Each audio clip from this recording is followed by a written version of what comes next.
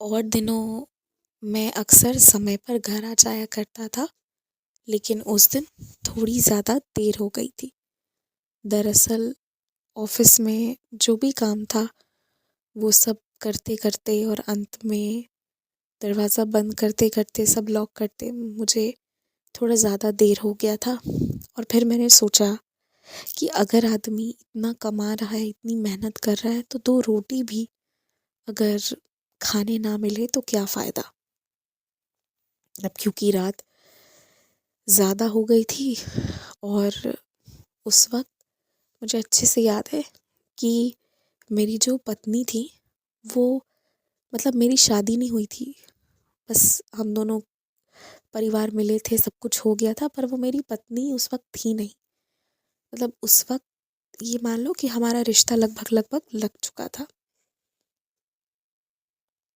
और वो साईं बाबा की ना बड़ी पूजा करती थी। उनको साईं बाबा पे बहुत भरोसा था और उनके वजह से मैं ये नहीं कहूँगा कि मुझे बहुत भरोसा था या कुछ भी, पर हाँ, अब थोड़ा ये होने लगा था कि मैं भी बाबा का नाम लेने लगा था, बस इतना ही था। और इससे ज़्यादा कुछ नहीं, पर इतना था कि हाँ, मुझे अब बाबा का नाम लेना अच्छा लगता था। मैंने अपने ऑफ़िस की टेबल पे बाबा की एक छोटी-सी फ़ोटो लगा दी थी। तो कुछ इसी तरह सब कुछ चल रहा था, सब कुछ हो रहा था। उसके बाद एक दिन का मैं बात बताता हूँ कि मैं ऑफ़िस से जो जिस दिन देर हो गई थी, तो मैं निकला और मेरी गलती थी कि इतना देर हो गया है ना, तो मुझे सीधे घर जाना चाहिए था। मुझे घर जाके जो खाना बन सके बनाना चाहिए था, क्योंकि जैसा कि मेरी माँ भी कहती आई हैं कि बहुत रात तक बाहर मत रहा कर। मुझे ये बात माननी चाहिए थी। चाहे लड़का हो या लड़की हो ना, रात का वक़्त देखिए अंधेरा होता है, वो काला होता है, वो इंसानों का नहीं होता। उस वक़्त हर व्यक्ति को घर चले जाना चाहिए, या ज़रूरी है काम करना तभी काम करना चाहिए, नहीं तो नहीं। तो ख़ैर, मैं रात के वक़्त मैंने सोचा कि पास में जहाँ पर सिनेमा घर वग़ैरह चालू रहते हैं, उधर ना अच्छी-अच्छी चीज़ें खाने को मिल जाती हैं। बस छोटा शहर था, बहुत छोटा शहर, तो बस वही जगह रात को चलती हैं जहाँ पर रात में भीड़ होने की संभावना रहती है। और वैसी 2 ही जगह थी, या तो सिनेमा घर या तो स्टेशन। स्टेशन जाना तो ऑफ़िस से आसान था, पर स्टेशन से घर आने में मुझे दिक्कत होती, मतलब थोड़ा दूर पड़ता। लेकिन मैंने वहाँ भी मूर्खता की।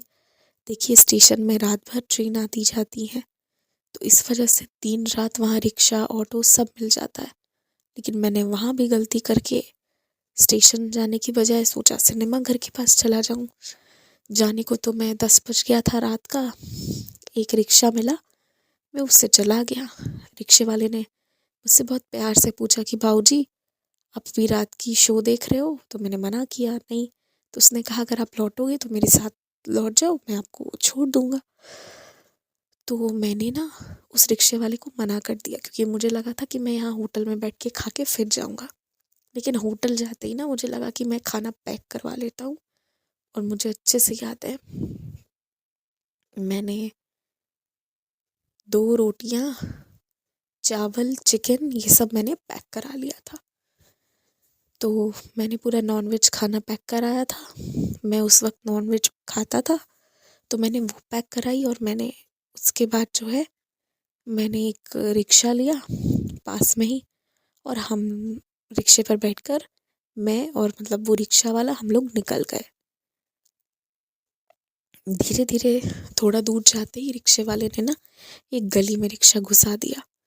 मैंने बोला भैया यहाँ से क्यों ले जा रहे हो? तो उसने उधर से आवाज़ दी कि यहाँ से ना जाना बहुत आसान पड़ेगा। फिर एक गली के बाद उसने क्या किया, फिर एक और गली ले ली। वो और अंधेरा था। अब ना मुझे थोड़ा डर लगने लगा। मैंने बोला भैया, अब इस गली में क्यों ले जा रहे हो? मुझे जाना तो उधर है, यहाँ से तो बहुत दूर पड़ेगा। उसने कहा अब जो उसने कहा ना कि ये आसान पड़ेगा, अब ना उसकी आवाज़ कुछ बदली बदली सी थी। और अब ना मुझे बहुत डर लगने लगा। पहले तो मुझे लगा कहीं ये कोई लूटपाट ना मचा दे, तो मैं बहुत डर चुका था। मैंने कहा ठीक है। अ, अब मैं बहुत डर भी गया था और मेरे पास कोई उपाय नहीं था सिवाय उस रिक्शे पर बैठे रहने के।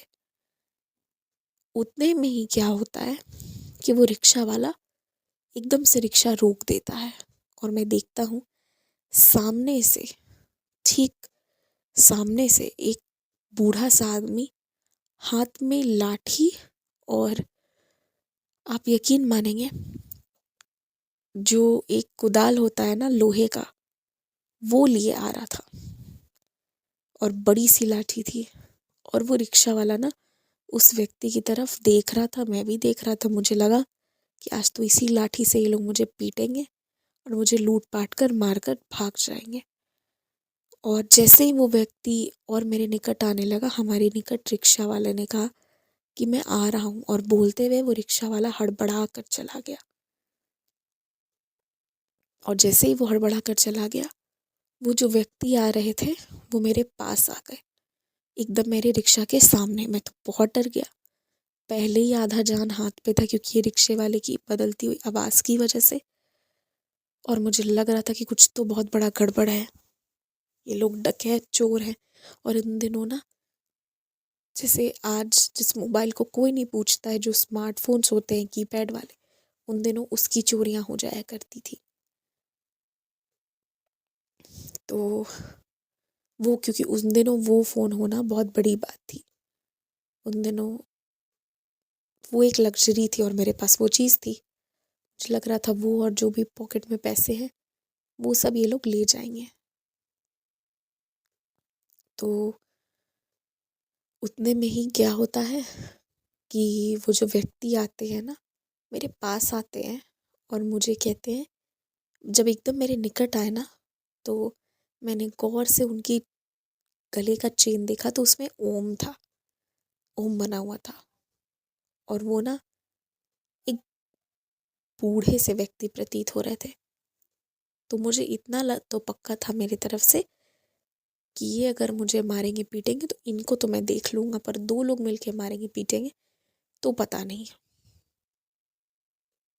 उन्होंने ना कुदाल मेरी हाथ में दे दिया, कहा बेटा ये पकड़ो, रिक्शे से उतरो और मेरे साथ चलो। तो मैं कहाँ जाना है? तो मैंने कहा मुझे वहाँ जाना है, आप कौन है? तो उसने कहा कि बेटा मैं उधर के रास्ते से ही लौट के आ रहा हूँ, मेरा घर भी उधर है, पर आज ना जो वो बुलडोज़र है ना, वो चलाई गई है, वहाँ पर बहुत बड़ी खुदाई हुई है, कोई बहुत बड़ी नाली वगैरह ठीक हो रही है, तो तुम्हें भी वहाँ तक जाके लौटना पड़ेगा और मैं बहुत थक चुका हूँ, तुम ये लेके मेरे साथ चलो। मुझे भी ना एक स्पेसिफिक गोलंबर का उन्होंने नाम लिया, बोला वहाँ तक तो मुझे भी जाना है, तो तुम मेरे साथ चल लो। तो मैंने कहा जी बाबा। मैंने उनको जी अंकल कहा था। मैंने कहा जी अंकल, और फिर मैं उनके साथ उतर गया। तो मैंने बोला ये रिक्शे वाले को ना आने दीजिए, इसको तो मैंने बताया नहीं है। हालांकि मेरा मन कह रहा था कि ये रिक्शा छोड़ो और भागो, और उन्होंने ना मेरे मन की एग्जैक्ट लाइन बोली, ये रिक्शा छोड़ो और भागो, इस रिक्शे वाले के आने के पहले पहले यहाँ से निकल जाओ, छोड़ दो इसे। ये पूरे दिन उन्होंने एक ही बात कहा कि सोचो ये रिक्शा वाला है, इसी मोहल्ले में रिक्शा चलाता है और इसे इतनी सी बात नहीं मालूम होगी। और उन्होंने जैसे ही ये चीज़ कहा ना, मेरे मन में भी ये बात आई कि वाकई में ये रिक्शा वाला है, इसको इतनी सी बात नहीं मालूम होगी कि ये वाली जगह पर बंद है। और उन्होंने पूछा कहाँ से तुमने ये रिक्शा पकड़ा था? तो मैंने कहा कि सिनेमा घर के पास से ही पकड़ा था। तो उन्होंने कहा बिल्कुल पास की जगह है, तो इसे तो मालूम ही होने चाहिए, ये ज़रूर किसी गलत नियत से आया है, तुम उतरो और चलो। एक पल को तो मुझे लगा ना कि ये लोग दोनों मिले हुए हैं, एक यहाँ लाया है, दूसरा विश्वास जीत के कहीं ले जाएगा। लेकिन दूसरे ही पल उन बाबा का चेहरा देखते ही ना बड़ी शांति और सुकून थी, कोई घबराहट नहीं। तो फिर मैंने उनकी बात मानी और उन्होंने अपनी कुदाल पकड़ा दी मुझे, एक हाथ में अपने ऑफिस का बैग और दूसरे हाथ में कुदाल पकड़ के मैं उनके साथ चलने लगा। और मैंने ना उनका हाथ पकड़ लिया। मतलब उन्होंने मेरा हाथ पकड़ा, मैंने नहीं पकड़ा। कुछ कदम आगे बढ़ने के बाद ही उन्होंने मेरा हाथ पकड़ा और उन्होंने मेरा हाथ पकड़ा ना, वैसे ही पीछे से आवाज़ आने लगी कि भैया वापस आओ, हमें आगे जाना है। और ये आवाज़ ना, और मुझे मेरा हाथ पकड़ते ही इधर मुझे उन्होंने कहा, वो जो बुजुर्ग मेरे साथ थे, बेटा पीछे मुड़ के मत देखना, पीछे मुड़ के मत देखना। और वो आवाज़ मेरे पास आने लगी और उन्होंने मेरा हाथ पकड़ा और बोले आगे चलो। और मुझे कुछ समझ नहीं आया, पर उनकी आंखों में देखते ही ना, उस डरावने माहौल में भी बहुत शांति, बहुत प्यार दिख रहा था। उन्होंने कहा बेटा पीछे मत देख, तू मेरे हाथ पकड़ा है ना, तो चल मेरे साथ, कोई दिक्कत नहीं है। तो मैंने कहा कि वो पीछे से दौड़ के आएगा, पैसे मांगेगा। तो उन्होंने कहा मुझे कि क्या वो अभी तक आया? नहीं। मैंने कहा नहीं। और उन्होंने कहा कि जो आवाज़ इसकी पहले वाली थी, क्या इसकी आवाज़ वही है? तो मैंने कहा नहीं, आवाज़ तो बदल रही है इसकी, घबरा रहा है मगर आ नहीं रहा है। उन्होंने फिर कहा कि तू चल पहले मेरे साथ। फिर वो मुझे निकाल के उसी सिनेमा घर वाली, अब वहाँ पर पहले जितनी चहल पहल या भीड़ नहीं थी, कम थी भीड़, पर भीड़ थी वहाँ पे भी थोड़ी बहुत, वहाँ पर लेकर के आए। और उन्होंने उसके बाद कहा कि बेटा मैं ना उधर से आ रहा था और मैं ये देख के समझ गया था कि तुम्हारे साथ ना ये घटना घटित होने वाली है, इसलिए मैं तुम्हारी मदद करने के लिए तुम्हें रिक्शे पे रोकने आया। क्योंकि अभी कुछ दिन पहले भी एक व्यक्ति के साथ ऐसा ही हुआ था यहाँ पर, और वो मेरे जानने पहचानने वाले हैं। ठीक जैसे यहाँ रिक्शा तेरी रोक के वो गया था ना वो व्यक्ति, हाँ, तुझे लग रहा था कि वो पीछे कहीं वॉशरूम के पास कहीं वॉशरूम गया है, वो कहीं नहीं गया था। वो ठीक वो ना तेरे से कुछ हाथ की दूरी पर ही उधर खड़ा था। वो उधर खड़ा था और वो कुछ चीज़ें कर रहा था, और ये मैंने देख लिया था।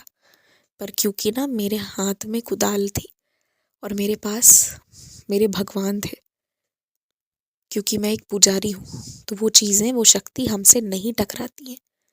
इसलिए तू देख कि वो जब तूने मेरा हाथ पकड़ा तो वो हमारे पास आने की हिम्मत नहीं की, उसने दूर से बस तुझे आवाज़ लगाई। मुझे कुछ बोला भी नहीं, बोल भी नहीं सकता था। और ये सुनने के बाद यकीन मानो मेरी हालत ख़राब हो गई थी, मेरी हालत ही ख़राब हो गई। फिर मैंने, मतलब मैं तो पूरा रोने लगा सड़क पे ही। तो उन्होंने मुझे समझाया, उन्होंने कहा बेटा कोई बात नहीं, ऐसा हो जाता है, तुम जो भी कर रहे थे तुम्हें जल्दी घर जाना चाहिए, इतनी रात को चलना ठीक नहीं होता है। अब तो मेरी स्थिति इतनी ख़राब थी, इतनी ख़राब थी कि मैंने कहा कि मैं तो मतलब जाने की अवस्था में भी नहीं हूँ, मैं नहीं घर जा सकता। तो उन्होंने कहा कि नहीं नहीं तुम डरो मत, तुम हमारे घर चलो।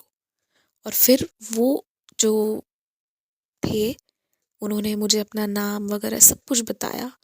और फिर मैं उनके घर चला गया, उनकी वाइफ भी निकल के आई, उनके बच्चे लोग भी थे। एक अच्छा फैमिली, छोटा प्यारा सा घर था। उन्होंने कहा कि आज इसको जगह दे दो विश्राम करने की। आप विश्वास मानेंगे, मुझे जो जगह दी गई थी, वहाँ बहुत बड़ी सी साईं बाबा की पोर्ट्रेट लगी हुई थी। और बातों बातों में मुझे पता चला कि वो भी एक साईं भक्त है। तो मैंने उनको बताया कि मेरी होने वाली वाइफ भी साईं भक्त है। तो उन्होंने कहा कि बेटा इसीलिए बाबा ने तुझे बचाने के लिए मुझे भेजा था। और उन्होंने मुझे रास्ते पे तो सिर्फ इतना ही बताया था कि ऐसी घटना मतलब घटित होती है, वहाँ पे पहले भी हो चुकी है। घर आकर उन्होंने और स्पष्ट करके बताया कि वो जिधर से लौट रहे थे ना, उधर जहाँ मंदिर में वो काम करते थे, उधर उनको ढूंढते हुए उनका बेटा ही आ रहा था। और उनके बेटे के साथ ही ये घटना घटित हुई थी। और एग्जैक्टली सेम घटना घटित उनके बेटे के साथ होनी शुरू हुई थी कि वो रिक्शा वाला आवाज़ बदल के उससे बात कर रहा था। और वो जो भी एनर्जी थी ना, वो आवाज़ बदल के लोगों को समझा ज़रूर देती थी कि वो कुछ तो गड़बड़ है, पर मजबूर कर देती थी। और उनका बेटा बस उसी जगह आ रहा था, तो वो एनर्जी ने उसको दूसरे वे में समझाया था कि वो कुछ गड़बड़ है। और उतने में वो उनको रास्ते में मिल गए थे और बेटे का हाथ पकड़ के लाए थे। और उनको ये चीज़ पहले से मालूम थी कि यहाँ पर ये चीज़ें होती हैं रात को। तो मुझे तो नहीं पता था। उस दिन मुझे लगा कि मुझे बाबा ने बचाया, मैं बहुत डर गया था। लेकिन उनके घर आते ही इतनी पॉजिटिव एनर्जी थी बाबा की। उन्होंने मुझे फिर बाबा की अपनी कई सारी लीलाएं बताई। हम सब मिलकर खाना खाए और सोए। फिर अगली सुबह मैं उठ के फिर अपने घर गया। मैंने घर से भी फिर सबको फ़ोन करके मैंने कहा कि 2-3 दिन मेरे साथ आके रहो सभी लोग, क्योंकि आँख बंद करते ही ना वही घटना याद आता था। अगर ये अंकल जी को बाबा ने नहीं भेजा होता ना, तो उस दिन मेरी मौत तय थी। एकदम मेरी मौत तय ही तय थी। आप ये समझिए ना कि ये अंकल जी इतनी बाबा की पूजा करते हैं और साथ ही साथ वो हनुमान जी के मंदिर में काम करते थे, तो उनको इतनी एनर्जी उनके अंदर थी कि ये नेगेटिव चीज़ ना उनको रास्ते से आते भागते देख के सोचिए कि रिक्शा छोड़ के पीछे खड़ी हो गई थी। तो ये चीज़ घटित हुई। उस दिन तो मुझे लगा था कि मुझे मार ही देंगे ये लोग, पर किसी ने मुझे मारा नहीं, बच गया मैं। और वो भी कैसे? सिर्फ बाबा की वजह से। मुझे लगा था ये सारे लोग साजिश कर रहे हैं। मैं कोई नेगेटिव चीज़ के बारे में सोचता उससे ज़्यादा मुझे चोरी डकैती का लगा था, क्योंकि शहर में ये चीज़ होती है। वो एक आखिरी दिन थी। उस दिन के बाद ना मेरे सारे शौक एक तरफ और मुझे ये समझ आ गया रात होते ही घर जाना है। और मुझे ये चीज़ लगता है ना कि जो घर पे बंदिशें लगाई जाती है ना थोड़ी सी, जैसे हम मेल हैं, हमारी बीवियां पूछती हैं कि कहाँ हो, इतनी रात तक क्यों नहीं आ रहे हो, घर समय से आना है। और जैसे अगर हम भी अपनी बीवियों पे लगा के रखते हैं कि शाम तक जहाँ रहना रहो फिर घर आ जाओ, ये मुझे लगता है ना कि ये बहुत ज़रूरी है। घर में एक जो अनुशासन होता है ना, वो ये नहीं होता कि हमेशा हुक्म चलाने के लिए होता है, या बच्चों पे नियम होती है कि भाई वो भी जो भी करे दिन भर करे मगर रात होते होते तक घर आ जाए। ये कुछ चीज़ें ना इन चीज़ों से रक्षा करने के लिए भी होती है। अगर उस दिन मुझे डांट फटकार मिली होती, मैं सीधे घर पहुंच गया होता, ये सब घटना घटती ही नहीं। और घर जाने के लिए मैं आपको बताऊं, मेरे रोज के रिक्शे वाले तय हैं जो मुझे लेके जाते हैं। तो वो मुझे लेके जाते तो ये भूत पिशाच से मुझे मिलना भी नहीं पड़ता। ये तो इसी सब चक्कर में ये सारे मसले हो गए। और छोटा शहर था, मुझे भी सोचना चाहिए था। और वो भी उन दिनों की बात थी कि इतने छोटे शहरों में तो और कोई खाली नहीं बैठता। मतलब बहुत जल्दी चीज़ें खाली हो जाती हैं, तो वैसे में तो और मुझे नहीं जाना चाहिए था, पर कोई रोकने टोकने वाला नहीं था ना। तो कभी कभी मुझे लगता है कि लाइफ में रोक टोक जो होता है ना, वो हमारी इन सब चीज़ों से भी बहुत रक्षा करती है। उस दिन के बाद मुझे कोई रोके टोके वो तो बात की बात है, मैं खुद ही बहुत संभल गया और उसकी वजह से मेरी जान बच गई। मतलब उस दिन तो बाबा ने बचाई, पर अब मुझे लगता है कि पता नहीं कितने लोगों के साथ वो घटना घटित हुई होगी, किसके साथ क्या हुआ होगा, पर मेरी तो जान बस साईनाथ ने बचाया था, सिर्फ साईं बाबा ने। और वो बहुत शुरू का समय था जब मैं बाबा को थोड़ा थोड़ा मानता था, पर उस दिन के बाद मैंने भी मान ही लिया कि एक बाबा का भक्त ही आके मुझे बचाया। और एक बाबा का भक्त जो मेरी पत्नी बनने बनने वाली थी, उसने ही मुझे बाबा का शरण दिखाया था। मैंने बाबा को याद किया था और बाबा ने मेरी श्रद्धा बढ़ा दी। और ये भी सच है कि बाबा को जिसको जोड़ना होगा ना उसी को जोड़ेंगे, जिसको नहीं जोड़ना होगा वो कुछ भी कर ले नहीं जुड़ सकता। जय साईं राम।